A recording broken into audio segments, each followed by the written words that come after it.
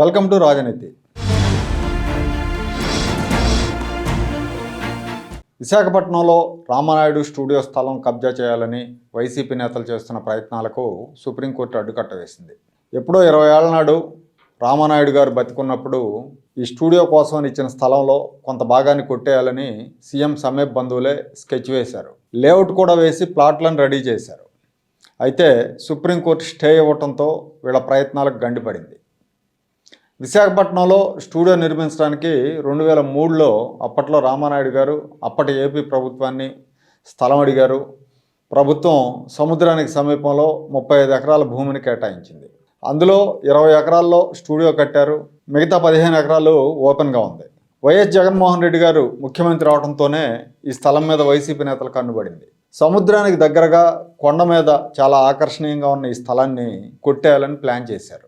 మొత్తం 15 ఎకరాలను లేఅవుట్గా మార్చి ఇళ్లు కట్టుకునేందుకు ప్రణాళికలు సిద్ధం చేశారు. అయితే అప్పట్లో వీళ్ళ ప్రయత్నాలను స్టూడియో యజమాని నిర్మాత సురేష్ బాబు అడ్డుకున్నారు.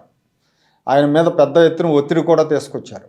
స్టూడియో భూములను వెనక్కి తీసుకుంటామని కూడా బెదిరించారు. మొత్తానికి సురేష్ బాబుని సైలెంట్ చేశారు. 2003లో ప్రభుత్వం ఇచ్చిన జీవో ప్రకారం ఈ స్థలాన్ని సినిమా షూటింగ్లు, సినిమా అవసరాల కోసం మాత్రమే వాడాలి.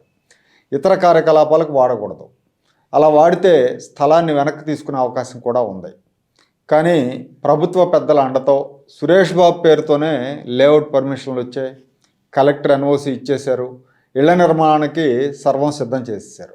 వైఎస్ జగన్ భార్య భారతిరెడ్డి ఈ భూముల మీద మనసు పడిందని, అందుకే వాటిని స్వాధీనం చేసుకుంటున్నారని అప్పట్లో అయ్యన్న పాత్రుడు లాంటి టీడీపీ నాయకులు చాలామంది విమర్శలు గుప్పించారు. అయితే వైసీపీ నేతలు వెనక్కి తగ్గలేదు. సినిమా అవసరాల కోసమే వాడుకోవాల్సిన 15 ఎకరాల అత్యంత విలువైన స్థలాన్ని స్వాహా చేసేందుకు సిద్ధమయ్యారు. అన్ని ఏర్పాట్లు కూడా చేశారు. సిఆర్జెడ్ నిబంధనలను ఉల్లంఘించి మరీ లేఅవుట్ వేశారు. స్థలాన్ని చదును చేశారు. రోడ్లు, డ్రైన్లు నిర్మించారు.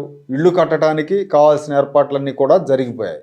ఈ దశలో విశాఖ తూర్పు ఎమ్మెల్యే వెలగపూడి రామకృష్ణ దీని మీద హైకోర్టుకు వెళ్ళారు. జీవోను ఉల్లంఘించి లేఅవుట్ వేయటాన్ని ఆపాలని హైకోర్టులో పిటిషన్ దాఖలు చేశారు. అయితే ప్రభుత్వానికి, ప్రతివాదులకు కనీసం నోటీసులు కూడా ఇవ్వకుండానే హైకోర్టు ఈ పిటిషన్ కొట్టేసింది. హైకోర్టు తీర్పు మీద సుప్రీంకోర్టులో సవాల్ చేశారు.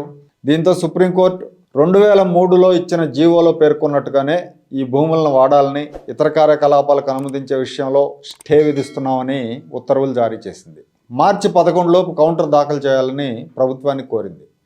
కోట్లాది రూపాయల విలువైన భూములను కారు చౌకగా కొట్టేద్దామనుకున్న వైసీపీ పెద్దల కుట్రకు సుప్రీంకోర్టు చెక్ పెట్టింది. ఈ వ్యవహారంలో తెర వెనక పెద్ద ఎత్తున బెదిరింపులు కూడా జరిగాయన్న ఆరోపణలు ఉన్నాయి. ఇప్పుడు సుప్రీంకోర్టు ఆదేశాలతో ప్రస్తుతానికి స్వాహా పర్వం ఆగిపోయింది. రేపు ప్రభుత్వం మారితే తెర వెనక చక్రం తిప్పిన వాళ్ళు సేఫ్గానే ఉండొచ్చేమో, కానీ నిబంధనలకు తూట్లు పొడిచి అనుమతులు ఇచ్చిన అధికారులు మాత్రం జైలు పాలవటం ఖాయం.